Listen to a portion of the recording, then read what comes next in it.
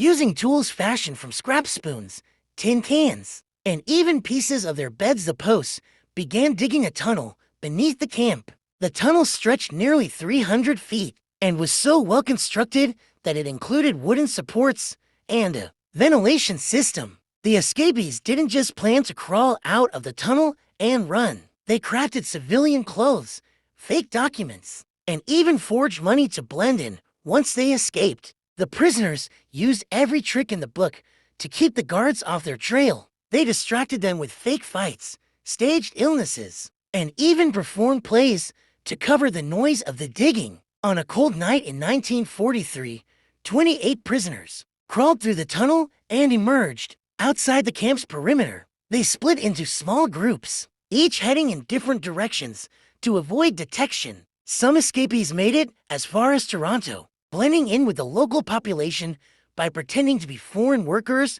or tourists. Others hopped trains, trying to make their way to the United States. The Canadian military launched a massive manhunt, and even local volunteers to track down the escapees, deploying soldiers, police, which was neutral at the time. Over the next few weeks, all but one of the posts were recaptured. While the escape ultimately failed, it embarrassed the Canadian authorities and forced them to tighten security at their POW camps. The ingenuity of the prisoners earned them grudging respect from their captors. One escapee was never found. To this day, no one knows what happened to him. Did he make it back to Germany? Did he start a new life in Canada? It's a mystery that adds an air of intrigue to the story. The tunnel was so well built that parts of it were still intact decades later, becoming a local legend in Bowmanville. The post-escape tools and disguises were so impressive that some of them are now displayed in Canadian museums.